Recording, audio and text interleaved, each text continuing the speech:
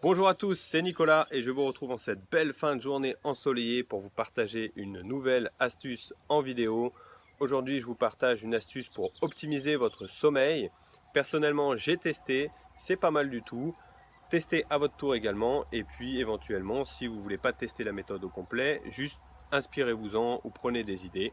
C'est la méthode 10-3-2-1-0 pour optimiser votre sommeil. Elle vient du livre The Perfect Day Formula de Greg Ballantyne. Donc on peut traduire ça par la recette, la formule pour un jour parfait.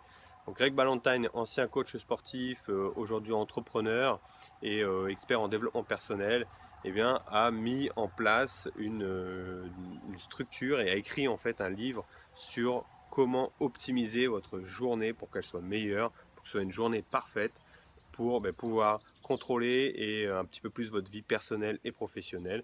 C'est vraiment intéressant si vous êtes profession indépendante, entrepreneur, ou que vous avez des postes à responsabilité, ou juste vous n'avez même pas le temps de faire tout ce que vous pouvez dans votre journée. Donc si vous lisez un petit peu l'anglais, c'est pas de l'anglais difficile, compliqué à lire et à comprendre. Donc n'hésitez pas, je vous mettrai le lien dans la description.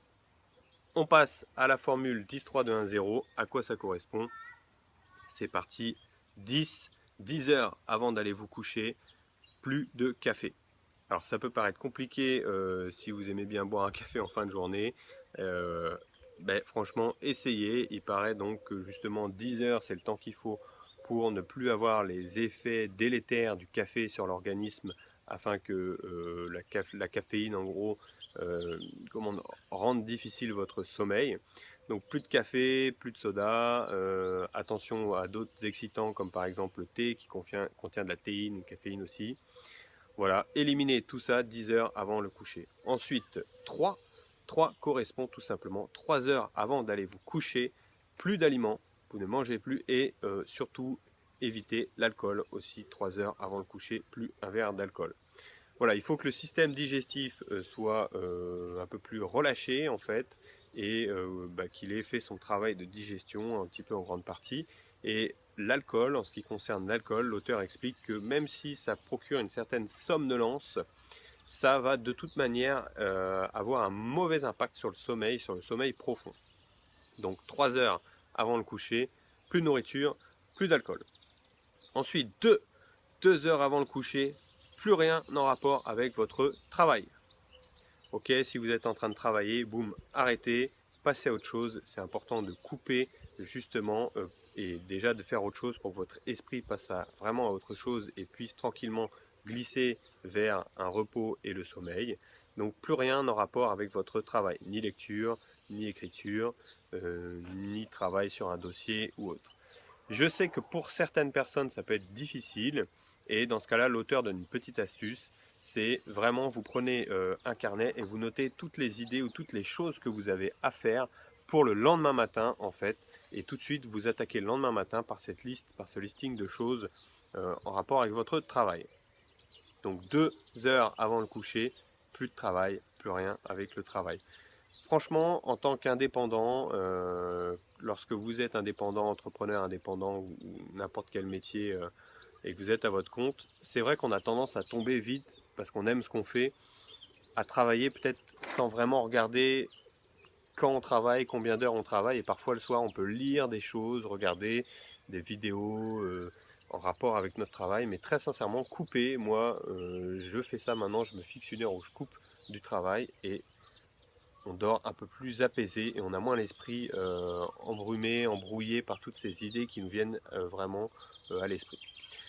Ensuite, ça correspond à 1 heure avant d'aller vous coucher, plus aucun écran et encore moins les écrans de téléphone portable, d'iPad, d'ordinateur. Voilà, l'idée c'est vraiment que la lumière, cette lumière bleue en fait qui vous tient éveillé, et bien vous l'éliminiez 1 heure avant d'aller vous coucher. Donc sincèrement faites-le et à la place lisez un livre, passez du temps avec votre famille, bref ce que vous voulez, une autre activité, ça peut même être de la méditation pour un petit peu apaiser et couper dans le rythme de votre journée. La lecture c'est plutôt sympa. Et 0, ça correspond à quoi? C'est tout simplement le lendemain matin, le nombre de fois où vous allez appuyer sur le bouton stop de votre alarme. Alors ça, c'est plutôt rigolo. L'idée, c'est de se lever, en fait, et d'éteindre son réveil seulement une fois qu'on est lever. En fait, le but de cette stratégie, c'est tout simplement de ne pas appuyer sur le bouton stop lorsque votre alarme sonne et puis de rester endormi à dire je vais dormir 5 minutes de plus. 5 minutes de plus, de toute manière, c'est pas ça qui va faire que vous allez rattraper votre sommeil. Au contraire, vous allez être certainement plus fatigué la journée en voulant dormir 5-6 minutes de plus. Donc les personnes qui ont plein d'alarmes en fait comme ça, éliminez, gardez-en qu'une seule, bien forte. Vous vous levez, vous vous forcez à vous lever et vous éteignez votre alarme une fois que vous êtes debout. C'est rigolo si vous êtes en couple par exemple et que la personne à côté de vous ne doit pas se lever tout de suite. Dans ce cas-là, c'est à vous de vous dépêcher. Mais pensez au temps que vous allez gagner dans votre matinée en vous réveillant vraiment à l'heure que vous êtes fixé.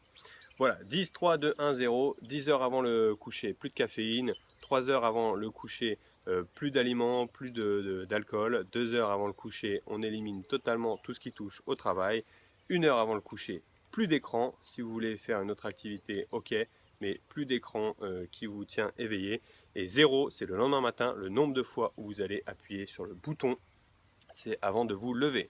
0, vous appuyez seulement une fois que vous êtes levé. On éteint l'alarme une fois debout. Essayez, c'est... Voilà, moi j'ai essayé, j'ai trouvé ça plutôt intéressant. Dites-le en commentaire si vous essayez, si vous avez d'autres stratégies aussi pour améliorer votre sommeil, pourquoi pas. Et je vous dis à demain pour une nouvelle vidéo. Salut!